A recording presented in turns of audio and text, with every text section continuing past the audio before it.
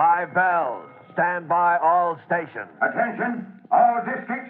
A 5-alarm fire. 5 bells. Move in immediately. That's it. Let's roll. Let's go. Firefighters!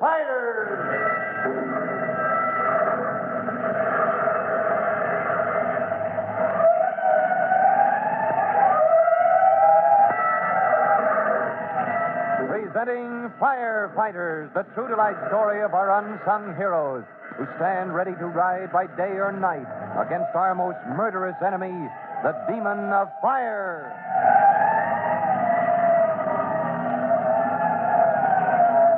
In just a minute, we'll join Tim Collins and Chief Cody in the office of the Tennacombe Towboat Company near the dock from which Tim was diving when the young fireman made his exciting discovery, which caused Chief Cody to put in a special call for Detective Sergeant McGurk. But before we go on, there's just time for this message.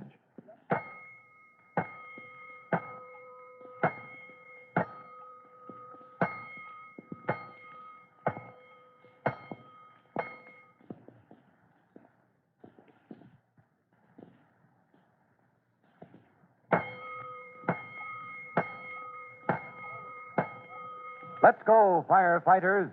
Let's go to the office of the Tennacombe Towboat Company, which the management has placed at the disposal of Chief Cody for his meeting with Detective Sergeant McGurk.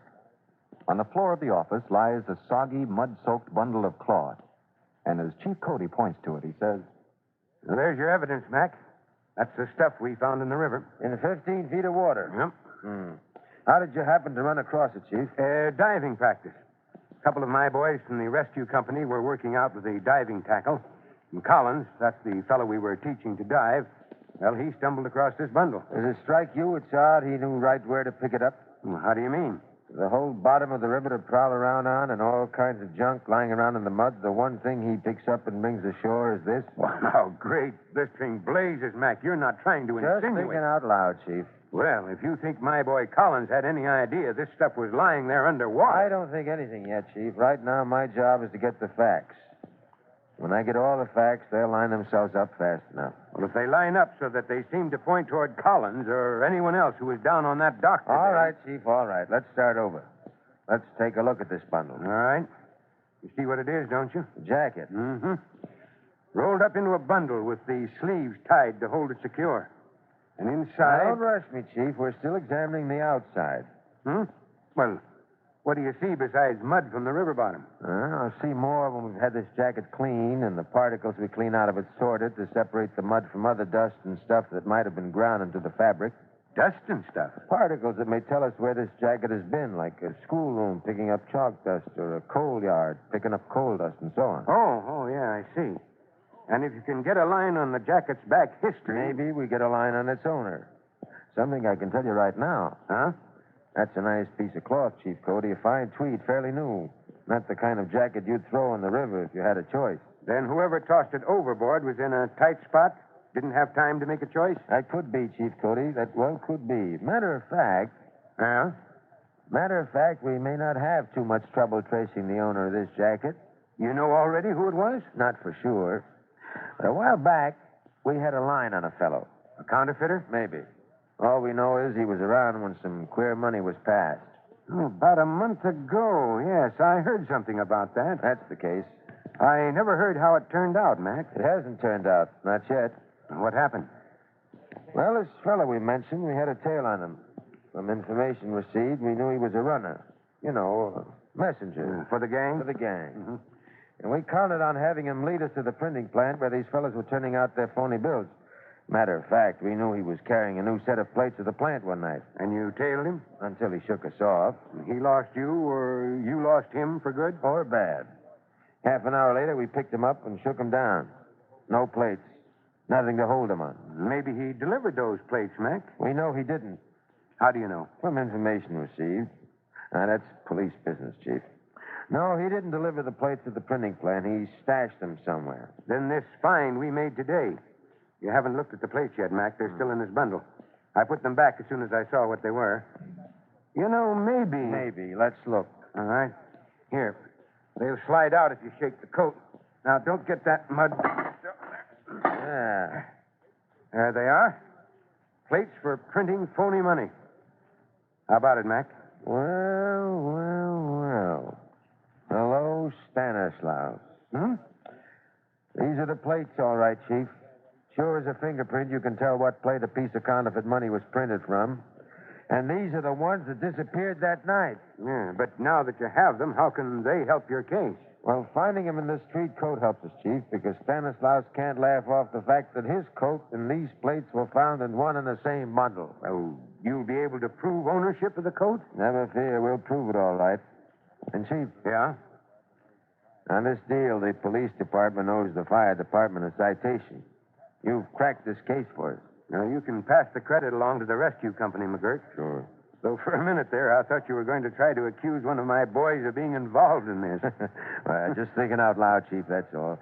Just wondering how your boys knew right where to go to pick up this hidden evidence. Well, I'll admit I'm glad the fire department is out of the picture. We know our business and you know yours, so we'll leave the police work to you, Sergeant McGirt. Don't worry, we'll take care of Stanislaus and his pals. Stanislaus, that's the fellow's name, Mac, the runner for the gang? Stanislaus Mushnosky, a bad egg if there ever... Mushnosky? Yeah. Yeah, what's the matter, Chief? Great blazing blisters. Maybe the fire department isn't clear of this case after all. Huh? My man Collins picked up those plates from the bottom of the river. But the fellow who was pumping air for the diving helmet was Private Mushnosky. Yeah. And he's waiting outside with Collins right now. Astounded at Chief Cody's announcement, Detective Sergeant McGirt makes a quick decision. He bundles the mud-soaked jacket and the plates for printing counterfeit money into a sheet of wrapping paper and then announces, Chief? Now, this looks like a tie-up of some kind.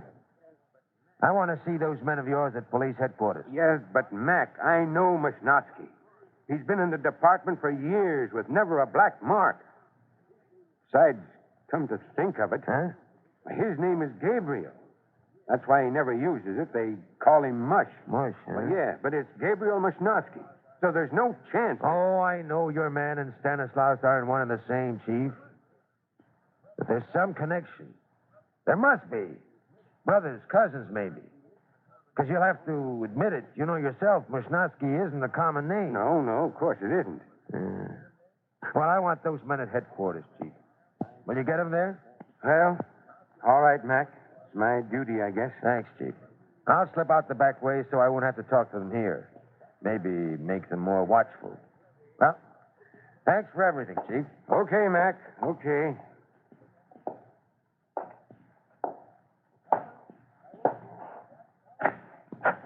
Well, Collins, I want you. Yes, sir. Coming, Chief. Mushnosky, too. Oh, Mush isn't here, Chief. What?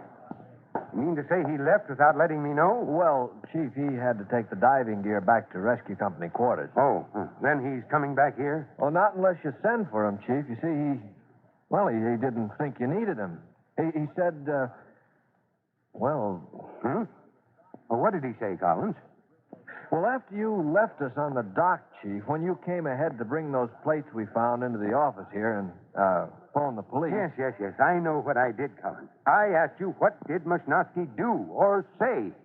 Well, he said he used to know people that shoved queer money back in the old days when he worked for the carnival before he came on to the fire department. Oh, that does it. When McGirt hears about that. Sir? Never mind. Go on. Oh. Well, he said, gee, he seemed kind of depressed and down in the mouth about it, but he said he doesn't want anything to do with this case. He doesn't want to get mixed up in it. Oh, worse and worse. Go on. What else? Well, nothing, sir, except, oh, yeah, he said, well, you know how he talks. He said, I'm going home, kid. Police business. That's one thing I never get mixed up in. Not for nothing. Yeah. Well, Collins, this is police business. And it looks as if we're all going to be mixed up in it. Now, Chief Cody is busy enough with the normal business of firefighting. But when two men of his rescue company, Privates Gabriel Mushnosky and young Tim Collins, are under suspicion, that's when Chief Cody must move as fast as if he were rolling to command the fight against a general alarm. For Chief Cody's own investigation of this exciting case, listen to our next true-to-life episode of The Firefighters.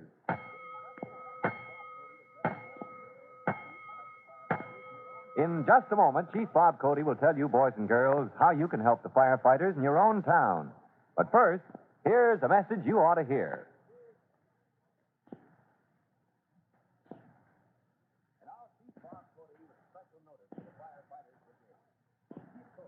And now, Chief Bob Cody with a special notice for the Firefighters Brigade.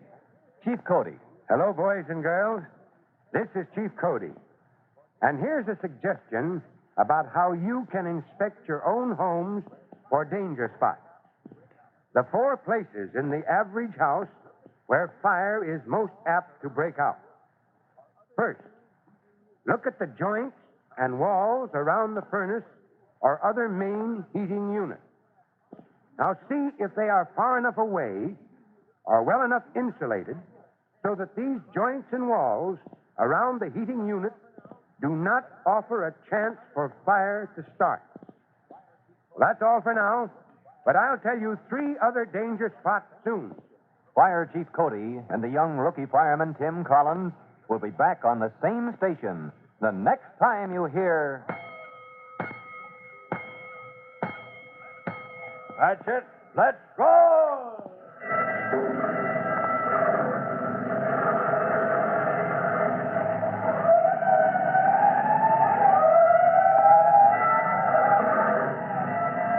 Let's go! Firefighters!